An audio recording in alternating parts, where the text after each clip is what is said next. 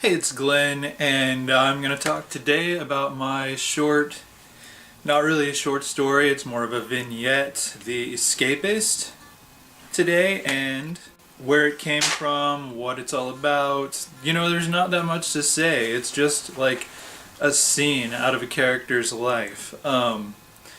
In 2002, I kind of, Cry Wolf, Shadow of the Werewolf was my first novel.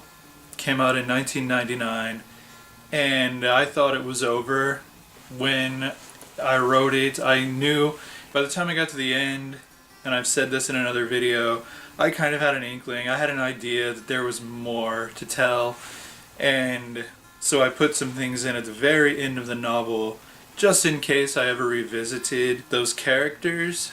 But the characters, as well as the readers, were very insistent that there was more to tell and that they didn't want to wait to tell it. So, I started writing a sequel, and I've been off and on without an outline over the years just because the characters are pushing their way out of my head. They're just showing me these scenes, and I have to write them, and then I'll outline later. I have an outline for that novel now that I'm working from, but The Escapist came about the same way pretty much.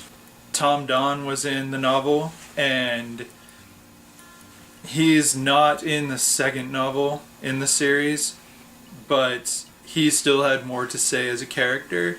He just wanted to kind of let me know where he was in 2002, 5 years after the events of that novel.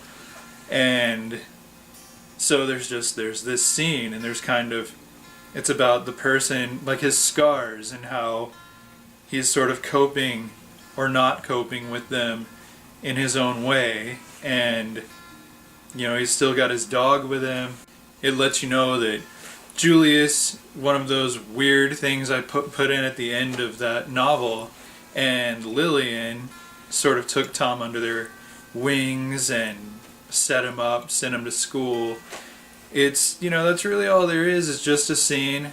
It kind of shows you that he's a bit of a troublemaker because he doesn't like to think about things. The title, The Escapist, it's all about a person who's trying to escape his own pain, to escape from facing it and dealing with it, and that's really all there is to it.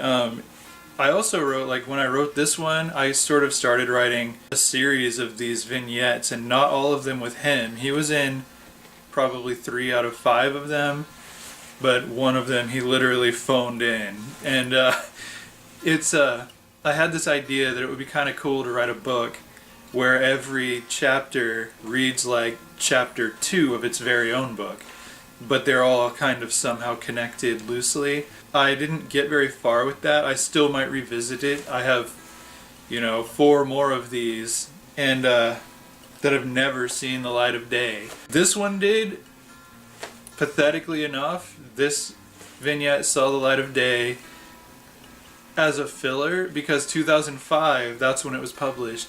I was determined that I would publish 4 pieces of short fiction on my website for my readers, and back then there was no charge for these things, they were just on the website. So I wanted 4 short stories up, one each quarter. So I did Worse Than a Gremlin, the Metronome Story, I did Breath and Hollow Jane, and then when I got to the 4th quarter, I didn't have anything new ready, but I remembered I have this little vignette and I can put that up. And so that's what I did. And I never really looked at it much after that, but I reread it recently as research for another story I'm doing. And it wasn't as worthless as I thought it was.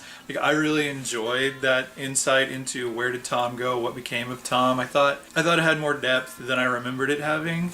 So it used to be one of those where I felt bad charging 99 cents for it on Amazon, and I still do. Honestly, if I could have all my stories on Amazon to, reach the widest number of readers and have them all for free, I would, because the whole reason I started doing short fiction for my website in the first place was to give potential readers something for free, like a sample of my work, so they could then decide if they were into it and maybe wanted to buy one of my books.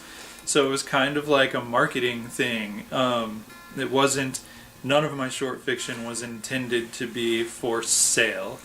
But if you buy this one for 99 cents, and if you have read Cry Wolf and really enjoyed the characters, I don't feel like you're wasting your time at this point, or your money, rather, or either one. You're not wasting your time, you're not wasting your 99 cents if you just want to check in with Tom.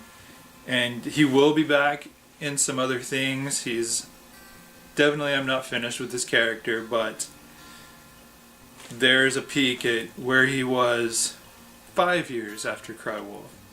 And that's it. That's all there is. If you've got questions, please send them. I'll answer them in a future video.